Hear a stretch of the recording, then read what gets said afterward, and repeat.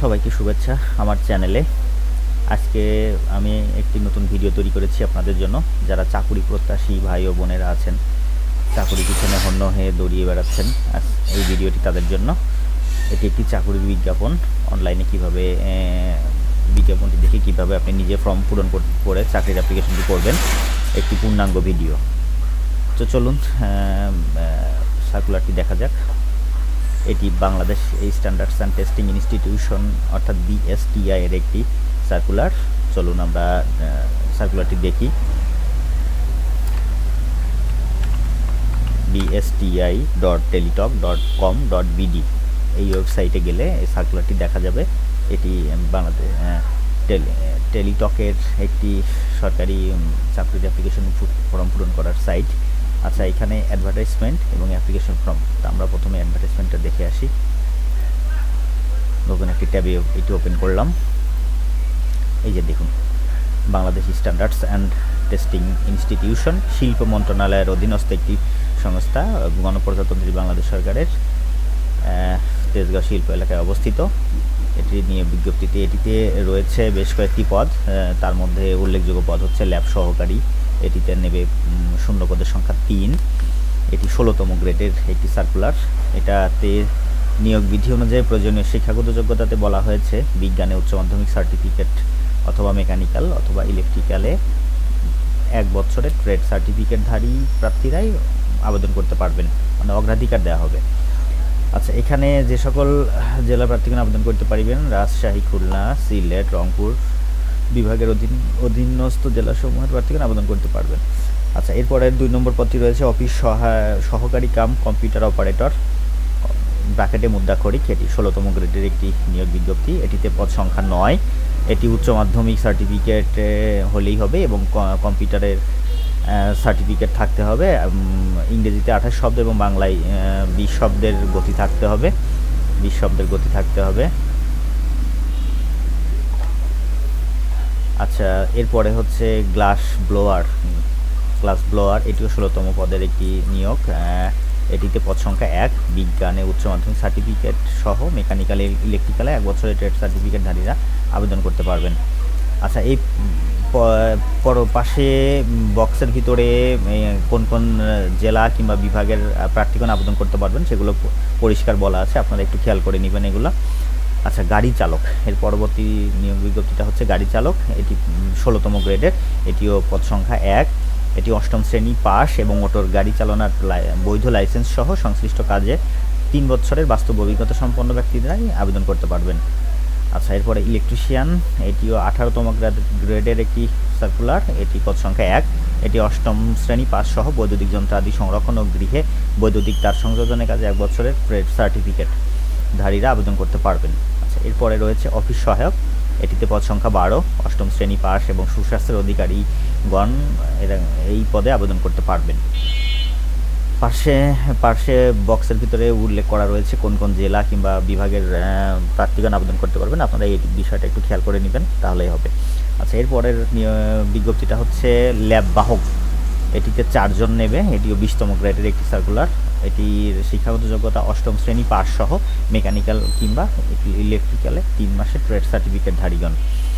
আচ্ছা, এরপরে রয়েছে খালাসি। পরবর্তী পাতায় রয়েছে খালাসি ১ জন নেবে। এটির শিক্ষাগত যোগ্যতার ঘরে বলা হয়েছে ৮ম শ্রেণী পাস সহ খালাসির কাজে ১ বছরের বাস্তব অভিজ্ঞতা সম্পন্ন। আচ্ছা, এরপরে রয়েছে নিরাপত্তা প্রহরী। এটিতে নেবে ৪ জন। এটি ৮ম শ্রেণী পাস, অবসরপ্রাপ্ত সশস্ত্র বাহিনী কিংবা পুলিশ কিংবা আনসার বা অন্য কোনো নিরাপত্তা বাহিনীর সদস্যদের ক্ষেত্রে বয়স শিথিলযোগ্য। আচ্ছা, আচ্ছা আবেদন দাখিলের শর্তসমূহের মধ্যে এখানে বলা রয়েছে ২৫/৩/২০২০ খ্রিস্ট তারিখে প্রার্থীর বয়স সীমা। আর এখানে সকল প্রার্থীগণ বীর মুক্তিযোদ্ধার পুত্রকন্যা ও শারীরিক প্রতিবন্ধী ব্যতীত সবার ক্ষেত্রে ১৮ থেকে ৩০ বছর এবং বীর মুক্তিযোদ্ধা কিংবা শহীদ মুক্তিযোদ্ধাদের পুত্রকন্যা এবং শারীরিক প্রতিবন্ধী প্রার্থীদের ক্ষেত্রে ১৮ থেকে ৩২ বছর প্রযোজ্য। আচ্ছা, এরপরে এখানে যদি বীর মুক্তিযোদ্ধা শহীদ মুক্তিযোদ্ধাদের পুত্রকন্যার পুত্র কিংবা নিম্নলিখিত ছকে তথ্যগুলা অনলাইন ফর্ম পূরণ করার সময় দেওয়া লাগতে পারে। সেটা হচ্ছে লাল মুক্তিবার্তা নম্বর, ভারতীয় তালিকা ও খণ্ড নম্বর, গেজেট নম্বর ও তারিখ, সাময়িক সনদের নম্বর ও তারিখ, বামুস সনদের, বাংলাদেশ মুক্তিযোদ্ধা সংসদের সনদ নম্বর ও তারিখ, ক্রমিক নং 1 ও 2 এ বর্ণিত তালিকায় নাম না থাকলে 3 নং ক্রমিকে বর্ণিত গেজেট সহ 4 ও 5 নং ক্রমিকে বর্ণিত উভয় অথবা যে কোনো একটি প্রমাণ দাখিল করিতে হইবে। আচ্ছা, এই ক্ষেত্রে এইগুলো আপনারা একটু দেখে নেবেন, আমি ভিডিওতে দিয়ে দিচ্ছি। আর এটি শুরু হচ্ছে অনলাইনে আবেদনপত্র পূরণ ও পরীক্ষার ফি জমাদান শুরু হচ্ছে 10/12/2020 খ্রিস্ট তারিখ সকাল 10 ঘটিকা হইতে এবং আবেদনপত্র জমাদানের শেষ তারিখের সময় 9/1/2021 খ্রিস্টাব্দ বিকাল 5টা পর্যন্ত। উক্ত সময়ের মধ্যে ইউজার আইডি প্রাপ্ত প্রার্থীগণ এই আবেদনপত্র সাবমিট এর সময় হইতে পরবর্তী 72 ঘন্টার মধ্যে SMS এর মাধ্যমে পরীক্ষার ফি দিতে পারিবেন। আচ্ছা, এই ক্ষেত্রে বাংলাদেশের সরকারি সিম অর্থাৎ টেলিটক সিমের মাধ্যমে পদ ভিত্তিক এখানে যে টাকার কথা বলা হয়েছে, যেমন এখানে খেয়াল করুন, 1 থেকে 4 নং ক্রমিকে বর্ণিত পদসমূহের জন্য পরীক্ষার ফি বাবদ 250 টাকা ও টেলিটকের সার্ভিস চার্জ 30 টাকা সহ মোট 280 টাকা জমা দিতে হবে। আচ্ছা, এই 280 টাকা দিতে আরও 2টা SMS চার্জ কাটবে, অর্থাৎ 290 টাকা খরচ হবে সরকারিভাবে। আর আপনি যদি নিজে করেন সেক্ষেত্রে, আর যদি আপনি কোনো কম্পিউটারে ঘর থেকে করেন তাহলে সেটা তাদের অনলাইন ফর্ম পূরণ বাবদ এক্সট্রা চার্জ হবে আর কি। আচ্ছা, এখন 5 থেকে 9 নং ক্রমিকের বর্ণিত পদসমূহের জন্য পরীক্ষার ফি বাবদ 200 টাকা ও টেলিটকের সার্ভিস চার্জ 24 টাকা সহ মোট 224 টাকা। এক্ষেত্রে আরও 10 টাকা, আরও 5 টাকা, আরও 5 টাকা 2টি SMS চার্জ, 2.5 টাকা 2.5 টাকা 5 টাকা এর সাথে যোগ হবে। এই হলো মোটামুটি এই সার্কুলারের গুরুত্বপূর্ণ বিষয়গুলো। আপনারা আপনাদের প্রয়োজন অনুসারে, শিক্ষাগত যোগ্যতা অনুসারে আবেদন করতে পারবেন। আচ্ছা, আবেদনের বিষয়টা বলি। আমরা প্রথমে যে ওয়েবসাইটে গিয়েছিলাম, আচ্ছা, অ্যাপ্লিকেশন ফর্মে চাপ দিলে এখানে পদের নাম আসবে। আপনি যে পদে আবেদন করতে চান সেই পদটা এই পাশে সিলেক্ট করে নেক্সটে গেলে আপনাকে ফর্ম পূরণ করার জন্য একটি ছক দেওয়া হবে। এই ছকে আপনাকে আপনার নাম ইংরেজিতে আপনার সার্টিফিকেট অনুসারে, বাবার নাম সার্টিফিকেট অনুসারে, মায়ের নাম সার্টিফিকেট অনুসারে প্রদান করিতে হইবে। আচ্ছা, ডেট অফ বার্থ আপনার সার্টিফিকেট এবং ভোটার আইডি কার্ডে মিল থাকলে ভোটার আইডি কার্ড ফলো করলেই হবে। ভোটার আইডি কার্ডে যে তারিখ দেওয়া আছে, এখানে দিন, এখানে মাস, এখানে সাল উল্লেখ করতে হবে। আচ্ছা, আপনি জেন্ডার, আপনি যদি পুরুষ হন তাহলে মেল, মহিলা হইলে ফিমেল এবং আদার্স হইলে আদার্স। আচ্ছা, রিলিজিয়নে আপনি যে ধর্মাবলম্বীর হয়ে থাকেন সেটা সিলেক্ট করে দিতে হবে।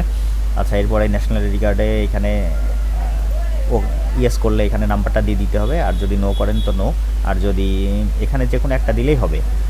পাসপোর্ট আইডি ইয়েস দিলে ছক দেবে পূরণ করার জন্য, দিয়ে দিতে হবে। বাট রেজিস্ট্রেশন নাম্বারটা ইয়েস দিলে পূরণ করার জন্য ছক দিয়ে দিতে হবে। আচ্ছা, এক্ষেত্রে এই 3টার ভিতরে যে কোনো একটা প্রদান করিতে হইবে, প্রদান না করিলে আপনার একটা ফর্ম পূরণ হবে না। আচ্ছা, আপনি যদি বিবাহিত হন কিংবা বিবাহিত হয়ে থাকেন তাহলে আপনার ম্যারিড অপশনটা ওকে করবেন। সেক্ষেত্রে আপনার স্পাউসের নামটা চাইবে, অথবা স্বামী অথবা স্ত্রীর নামটা এখানে দিতে হবে ইংরেজিতে, এটা একটু খেয়াল করবেন। আর সিঙ্গেল দিলে তো কোনো কথাই নেই। আচ্ছা, এখানে কোঠার একটা অপশন দেওয়া আছে, খেয়াল করবেন। কোঠার এখানে বিভিন্ন অপশন দেওয়া আছে, freedom fighter, child of freedom fighter, grandchild of freedom fighter, physically handicap, orphan,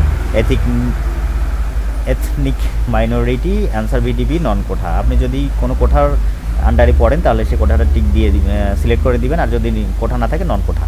আচ্ছা, এখানে কেয়ার অফে আপনার বাবার নাম, অথবা বাবা মারা গেলে মায়ের নামটা দিয়ে দিবেন। এখানে আপনার গ্রাম, এখানে আপনার ডিস্ট্রিক্ট, আপনি কোন ডিস্ট্রিক্টের আন্ডারে আছেন সেই ডিস্ট্রিক্টটা, আর এখানে থানা, ডিস্ট্রিক্ট সিলেক্ট করলে থানাটা অটোমেটিক চলে আসবে। তারপরে পোস্ট অফিস এবং পোস্ট কোড নাম্বার। আচ্ছা, আপনার স্থায়ী এবং অস্থায়ী ঠিকানা যদি একই হয়ে থাকে, অর্থাৎ বর্তমান ঠিকানা যদি একই হয়ে থাকে, তাহলে এখানে এই স্থায়ী ঠিকানার অপশনটা পূরণ করার পরে এখানে টিকটা দিয়ে দিবেন, অটোমেটিক এখানে নিয়ে নিবে আপনার একই ঠিকানা, অটোমেটিক কপি হয়ে যাবে। পরবর্তীতে মোবাইল নাম্বারের ঘর, একই মোবাইল নাম্বার 2টা ঘরে প্রবেশ করাতে হবে। আচ্ছা, তারপরে হচ্ছে ইমেল নাম্বার, আপনি যদি ইমেল ঠিকানা দিতে চান দিতে পারেন, না দিতে চাইলে সমস্যা নেই, এখানে রেজিস্টার মার্ক করা নেই। আচ্ছা, এসএসসির তথ্য, এক্সামিনেশন, আপনি এক্সামিনেশনের তথ্যটা এখানে দিবেন, এসএসসি দাখিল কিংবা ভোকেশনাল যেটাই হন। পরে বোর্ড, কোন বোর্ডের আন্ডারে, তারপরে রোল নাম্বার, তারপরে রেজাল্ট, তারপরে গ্রুপ, আপনি কোন গ্রুপ থেকে পরীক্ষা দিয়েছিলেন কিংবা পাস করেছেন সেটা দিতে হবে। পাশের সন, এখানে পাশের সনটা দিয়ে দিবেন। একইভাবে আপনি যদি আপনার ইন্টারমিডিয়েটের তথ্যটা দিতে চান তাহলে একইভাবে এখানে পূরণ করে দিবেন। গ্র্যাজুয়েশন থাকলে যদি দিতে চান দিতে পারেন, এখানে ঘর দেওয়া আছে। কোনো অসুবিধা নাই। আচ্ছা, এখানে নিচে একটা অপশন দেওয়া রয়েছে এক্সপিরিয়েন্স ইনফরমেশন, আপনার অভিজ্ঞতার তথ্য, অর্থাৎ আপনি কি do you have 8 pass certificate, আপনার কি 8 পাসের সার্টিফিকেট রয়েছে। আপনি যদি 8 পাসের সার্টিফিকেট সম্বলিত হয়ে থাকেন ইয়েস দিবেন, না থাকলে নো দিবেন। আচ্ছা, do you have good health, আপনি কি সুস্বাস্থ্যের অধিকারী, যদি সুস্বাস্থ্যের অধিকারী হয়ে থাকেন তাহলে এখানে ইয়েস দিবেন, আর না হয়ে থাকলে নো দিবেন। আচ্ছা, ডিপার্টমেন্টাল ক্যান্ডিডেটস স্ট্যাটাস, এখানে একটি অপশন দেওয়া রয়েছে, এখানে আপনারা ডিপার্টমেন্টাল ক্যান্ডিডেট হয়ে থাকলে এই অপশনগুলোর মধ্যে একটা হয়ে থাকলে পূরণ করবেন, টিক দিয়ে দিবেন অথবা আদারের চাপ দিবেন। আপনি যদি সাধারণ প্রার্থী হয়ে থাকেন আপনি আদারের চাপ দিবেন। আচ্ছা, ভ্যালিডেশন কোডটা মাউস দিয়ে ধরে ঘরের ভিতর ছেড়ে দিন, সহজ পদ্ধতিতে বলছি, ছেড়ে দিন, পরবর্তীতে এগুলো কেটে দিলে তাহলে আপনার এটা ভুল হওয়ার সম্ভাবনা কম থাকবে। আপনার তথ্যগুলো সম্পূর্ণ পূরণ করা হয়ে থাকলে আপনি এই বক্সটা টিক দিয়ে দিন, টিক দেওয়ার পরে নেক্সটে চাপ দিন, পরবর্তী অপশনে চলে যান। পরবর্তী অপশনে যাওয়ার পরে আপনার এখান থেকে চাপে হচ্ছে ছবি এবং সিগনেচার, সেলের মধ্যে হলেই হবে। সো দেওয়ার পরে আপনি সাবমিট করলে আপনার ফর্ম পূরণ হয়ে যাবে। আপনার ছবি সহ আপনার একটা প্রিভিউ দেখাবে আবেদনের, প্রিভিউটা আপনি ডাউনলোড করে পরবর্তীতে দেখার জন্য কিংবা কোনো কাজে লাগানোর জন্য সংরক্ষণ করুন। এবং হ্যাঁ, ওখানে ওই আবেদন কপিতে SMS করার সরকারি খরচ জমা দেওয়ার পদ্ধতি বলা রয়েছে, ওটা খেয়াল করে ওইভাবে পেমেন্টটা করে দিন, তাহলে আপনার আবেদনটা সম্পূর্ণ হলো। ধন্যবাদ ভিডিওটা দেখার জন্য। পরবর্তী ভিডিও পেতে, নতুন চাকরির আবেদন পেতে আমার চ্যানেলটিকে সাবস্ক্রাইব করুন, হ্যাঁ, বেল বাটনটা অন করে দিন। পরবর্তী চাকরির খোঁজ পেতে আমার চ্যানেলের সাথেই থাকুন। ধন্যবাদ সবাইকে।